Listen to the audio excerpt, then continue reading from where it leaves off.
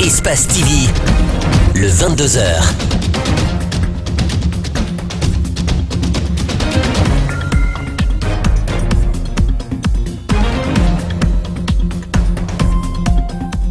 Bonsoir à tous, merci de nous choisir pour vous informer. Bienvenue dans cette grande édition d'information. Tout de suite, les titres. Les 9 corps des victimes de l'éboulement des ordures à la Carrière ont été enterrés ce mercredi au cimetière de Cameroun. Après ce drame, les citoyens de la capitale fustigent la lenteur du gouvernement et demandent la délocalisation du dépotoir au plus vite. Une femme a été poignardée à Sangaredi par un agresseur qui tentait de la violer. Sadouba, présumé violeur, est aussi accusé de plusieurs autres crimes, une situation insoutenable pour la population riveraine. 750 personnes ont péri dans les inondations liées à la mousson annuelle en Inde. Les rescapés du drame ont trouvé refuge dans des abris sur les abords d'une route dans le Bengale occidental.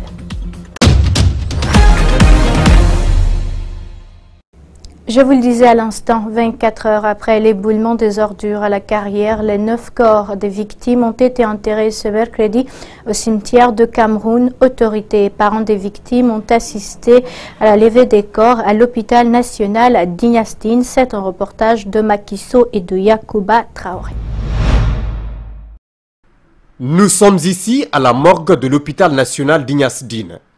Tristesse et consternation se lisent sur les visages des parents, mais aussi des autorités qui ont pris des dispositions pour la cérémonie funèbre. Les victimes du drame de la décharge publique ont rejoint leur dernière demeure. C'est une grande consternation pour nous. Depuis hier, nous avons reçu 9 corps à l'hôpital national d'Ignasdine. C'était un branle-bas. Tout le monde s'est mis à la disposition de ces corps. On les a pris, on les a mis dans les chambres froides. On a organisé la préparation des corps, le linceul et tout. Plus jamais ça, selon la chef de cabinet du ministère de la Santé. Attristée par le drame, elle annonce que le gouvernement envisage déjà des mesures. Et le ministère de la Santé l'est également. Et toutes les dispositions ont été prises pour la conservation des corps. Et au niveau du gouvernement, les dispositions sont prises et pour que de telles tristesses ne se répètent chez nous. Sur les lieux, nous apercevons le gouverneur de la ville de Conakry. Mathurin Bangoura sollicite le déguerpissement de l'ensemble des populations riveraines qui, selon lui, ont été indemnisées pendant la Deuxième République à travers la Banque mondiale. Les populations riveraines qui sont au niveau de cette décharge ont été, depuis la Deuxième République, ont été indemnisés par le gouvernement guinéen à travers la Banque mondiale. Les gens qui y vivent aujourd'hui ont été indemnisés pour qu'ils puissent quitter les lieux. Mais très malheureusement, puisqu'il n'y a pas de punition, les gens sont restés là. Les dernières informations que dispose le gouverneur indiquent que des corps sont toujours coincés dans les décombres. Les blessés, eux, continuent de recevoir des soins à l'hôpital du camp de la Camaëne où ils se trouvent. Les médecins ont agi très vite pour les sortir du danger. Mariam Fodé Camara est allée à leur rencontre. Suivez. Ils sont au nombre de 8 blessés à être admis à l'hôpital du camp de la Camaëne au service odontotraumatologie. Parmi eux, un bébé de 2 ans. Ces blessures sont des contusions avec des plaies que les médecins ont suturées. Le médecin-chef fait l'état des lieux. C'est vrai qu'on avait reçu assez de blessés hier, au nombre total de 8 que nous avons gardés à l'hôpital. Et parmi les 8, il faut remercier Dieu, on n'a pas eu un blessé très grave. Tous les malades qui étaient venus, ce sont des malades qui ont des contusions et avec des plaies qu'on a pu suturer et faire les pansements. En fait, la situation a pu être facilement gérée grâce au concours de très tôt le matin. Alors, on a vu les malades vont très bien. Ceux-là qu'on a interrogés se disent avoir bien passé la nuit. Et il y a certains médicaments qui manquaient. On vient de faire les ordonnances qu'on va déposer à la direction pour que la suite des médicaments soit donnée. Alors, puisque ce sont des contusions, normalement, ça demande une observation maximum 3 jours. Ces malades, on va les garder hier, aujourd'hui. Demain, s'il n'y a aucun changement sur le tableau clinique, on les libère. Kaira Bari est l'un des blessés. Son état de santé s'est amélioré malgré quelques petites douleurs. Je sens mieux. Il manque ma pied là, qui est blessé là par le fer, c'est ça qui me fait mal. Le corps, ça va, oui. Plusieurs personnes, dont des enfants, ont perdu la vie sous l'effet des eaux de pluie qui ont provoqué l'éboulement d'état d'immondice de Kombos, situé au quartier Amdalaï dans la commune de Ratoma. Et comment vivent les habitants de Dar es Salaam après le drame qui a fait une dizaine de morts? C'est dans la tristesse et la consternation. Ils continuent à côtoyer les tonnes d'ordures, n'ayant pas le choix bien sûr. Malik Sangana Kamara et Salifouli Fossissé pour le constat. Les recherches continuent encore dans les décombres pour retrouver les corps, si toutefois il y en a, par 2 machines. Alors la sécurisation est assurée par la police et la gendarmerie. Ici à Dar es Salaam 2 où le drame s'est produit, 10 morts, un bilan provisoire donné par l'autorité. Alors le constat, 24 heures après le drame, qu'est-ce qui se passe ici à Dar es Salaam? Les machines en action depuis la déclaration de ces drames au dépotoir de Dar es Salaam. Les habitants de ces quartiers s'inquiètent encore. Ce mercredi, aucun nouveau corps n'a été retrouvé. Les familles des sinistrés ne désemplissent pas. Et c'est une désolation qui règne. Depuis 1981, ce militaire et sa famille vivent à cet endroit. Il a perdu dans ce drame 3 membres. Bon, nous on a enregistré chez moi 3 morts. 2 hommes et une fille. Plusieurs autres familles ont enregistré des pertes en vie humaine. La famille Diallo de Kakoni, c'est-à-dire ma belle famille de Gawal, et il y a une famille de Dalaba et une famille de Mali Yembering. C'est les 3 familles-là qui ont été victimes de l'effondrement. Pendant ce temps, des fortes pluies s'abattent sur Conakry. Une pluviométrie qui serait la cause de l'éboulement de ces dépotoirs. Mais ce jeune a une autre explication. Non, c'est pas ça. Parce que le machiniste qui travaille là-bas, c'est lui qui travaille, le chauffeur de l'engin, c'est lui qui pousse. Ça fait 3 jours de travail, 24 heures. Il pousse les ordures vers chez nous. Cohabiter avec des ordures, une situation que ces personnes font par contrainte. On n'a pas un lieu pour partir, c'est pourquoi nous sommes là. Pour ces sinistrés, c'est le dépotoir qui est venu les trouver ici, et non le contraire. Ils demandent donc aux autorités d'être dédommagés pour qu'ils se cherchent des nouvelles habitations. Une question est aujourd'hui sur toutes les lèvres. Pouvait-on éviter ce drame? Les citoyens de la capitale estiment que c'était bien possible si l'État avait pris des précautions pour dégager les riverains ou délocaliser le dépotoir. Réaction des citoyens recueillie par nos reporters Abdourahmane Ba, Abdoulaye Kamara. Certains citoyens rendent l'État le seul responsable de ce malheureux drame. Ce riverain de la tannerie a suivi les dégâts à la télé. Pour lui, l'État aurait pu délocaliser ce dépotoir vu l'accroissement de la population. Dans les conditions normales, on doit pousser des trucs comme ça. Parce que si l'État jouait son rôle, c'est-à-dire l'affaire n'allait pas poser comme ça. Parce que depuis dans les temps, avant l'arrivée de Alpha Condé, depuis dans le temps de sécurité, les gens, c'est-à-dire le coin là était choisi, n'est-ce pas, pour les ordures. Mais maintenant là, maintenant la ville est tellement grande maintenant là, jusqu'à présent, on continue toujours à envoyer des ordures là-bas. Pourquoi ne pas chercher un endroit éloigné quoi, n'est-ce pas, de la capitale pour aller jeter les ordures là-bas? Si certains pensent que l'État est le seul responsable de cette situation, d'autres par contre déplorent tout de même la naïveté de la population. Ceux qui ont construit là-bas, c'est des analphabètes qui ne voient pas très loin pour dire que si je construis une maison ici, un jour, je risque d'avoir des problèmes. Il faut que je m'éloigne de cet endroit pour garantir la vie de mes enfants, de ma famille.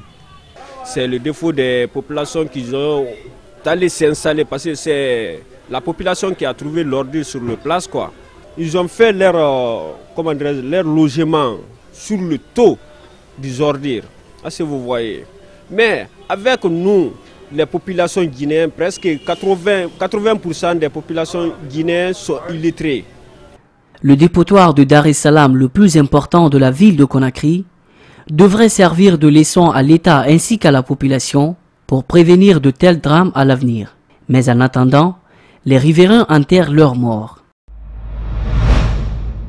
Restons dans ce cadre pour dire que le gouvernorat de la ville de Conakry n'assure plus les services d'assainissement. Mathurin Bangoura a voulu le rappeler ce mercredi. Le président de la République a mis en place une agence nationale d'assainissement. Le gouverneur de la ville de Conakry appelle au sens de responsabilité civique des citoyens quant à la gestion des ordures ménagères. Ces propos sont recueillis par Makiso et Yacouba Traoré. Très malheureusement, c'est une opération coup de poing qu'on a voulu faire. C'est pour prévenir effectivement ce qui s'est passé de l'autre côté.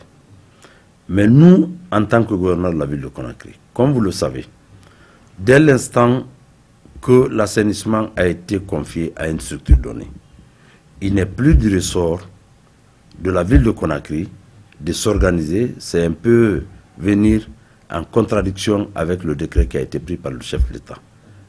Étant donné qu'une agence est déjà créée et qui s'occupe de l'assainissement, il va être difficile pour nous de mettre une quelconque structure, si ce n'est pas faire un coup de poing, pour venir peut-être en aide à cette structure qui a été mise en place, c'est-à-dire l'agence.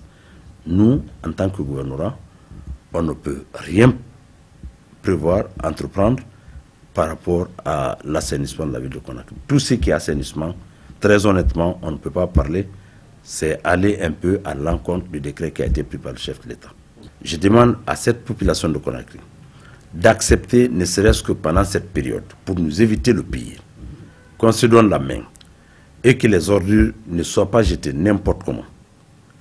Que les ordures ne soient pas jetées n'importe comment. Qu'on n'attende pas la forte pluie pour que les gens sortent les ordures et en plein jour et pendant la nuit pour les jeter. Parce que si ça obstrue le passage de l'eau, et l'eau, quoi que l'on fasse, elle trouvera toujours le chemin.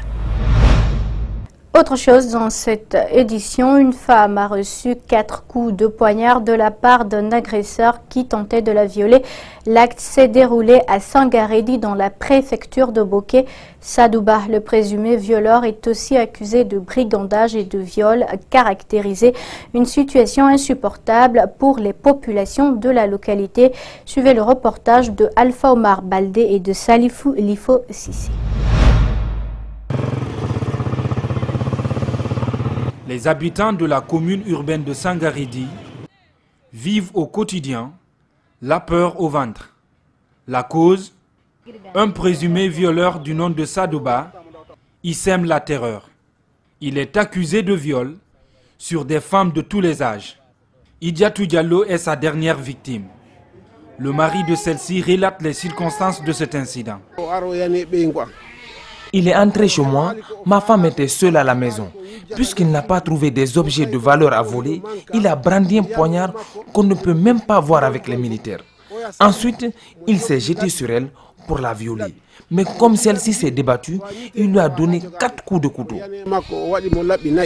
Au-delà du viol, Sadouba dépouillerait le voisinage en bétail, en volaille, en téléphone et en argent. Kadiatou en témoigne. Je ne sais pas comment il est rentré à la maison. Il est rentré, ma maman a une petite fille là-bas qui a 8 ans. Il est rentré là-bas faire sortir son couteau pour dire à la petite de faire sortir l'argent. Si tu ne fais pas sortir l'argent, je vais m'abuser de toi ou bien je te tire tout de suite. La petite a crié. Lorsque la petite a crié, ma maman est sortie. Lorsque ma maman est sortie, maintenant il a pris le couteau, il a attrapé ma maman. Tu me donnes ton téléphone, tu fais sortir l'argent ou bien je te tue. La communauté accuse la mère du récidiviste et les autorités de la prison civile de Boké d'être complices des crimes de celui-ci. Sa maman, dès que tu le déposes, elle fait tout pour le libérer. Moi, il m'a menacé, menace de mort. Ils m'ont dit de ne pas bouger parce que la justice va m'appeler, mais ils ne m'ont jamais appelé pour ça. Fort étonnamment, on a vu ça ici et ça ne peut pas marcher comme ça. Dans un décret rendu public ce mardi, le président Alpha Condé a limogé 2 membres du gouvernement, la ministre des Affaires étrangères et celui de la pêche et de l'économie maritime.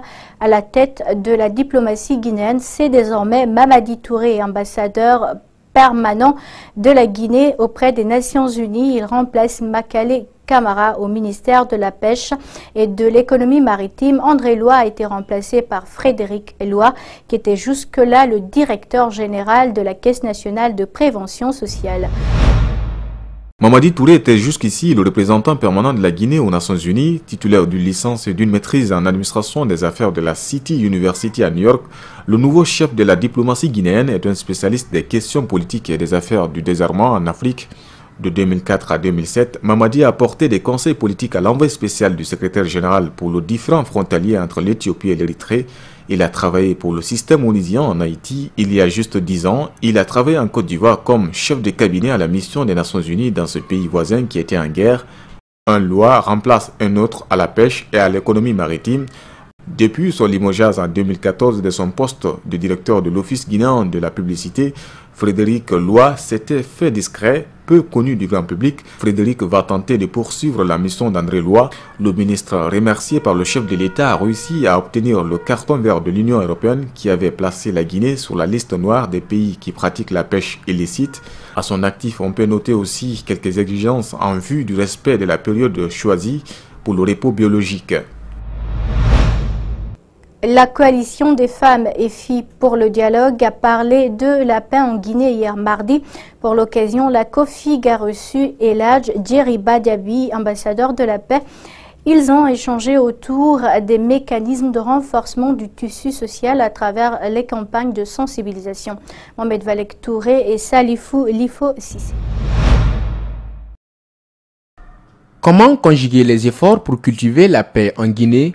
Comment aider la femme pour son autonomisation? Voilà l'objectif de la visite de l'ambassadeur de la paix en Guinée dans les locaux de la COFIG pour sensibiliser les communautés pour la prévention de la paix et de la quiétude sociale dans le pays.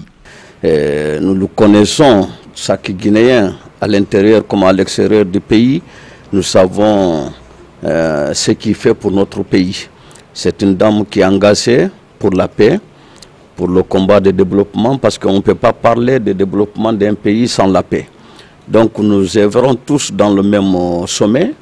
Je me dis, la Guinée ne peut pas avoir un paix durable sans l'implication directe de nos femmes, car ce sont elles les plus visées, ce sont elles les plus touchées, ils sont vulnérables dans tous les cas. Cette initiative de la coalition des femmes et des filles leaders de Guinée vient redynamiser l'élan de ce religieux. L'autre combat pour cette gente féminine, c'est de permettre aux femmes d'accéder aux postes de prise de décision dans les institutions, mais aussi dans le gouvernement. Tout un défi. On n'a pas forcément besoin de récompense, mais on a besoin de reconnaissance. La visite d'Eladj, pour nous, est la reconnaissance de nos efforts et ça nous va droit au cœur. Je pense que les femmes l'ont exprimé. Toutes les responsables de Conakry étaient là, nos responsables des communes et du kilomètre 36. Je pense que ça va requinquer leur volonté, ça va leur rendre encore plus déterminés à continuer à œuvrer pour la préservation de la paix. La paix n'est pas un vain mot, disait l'autre. C'est pourquoi la Fondation Djeriba Diaby, dans sa démarche, se montre comme une référence pour le renforcement du tissu social. Il y a 2 semaines, Djeriba a entrepris les mêmes efforts à l'intérieur du pays. Et c'est tout pour cette grande édition d'information à tous. Merci de l'avoir suivi. Merci également à l'équipe de la rédaction ainsi qu'à celle technique. Surtout restez avec nous, nos programmes contenus sur Espace TV et passez une excellente soirée où que vous soyez. Au revoir.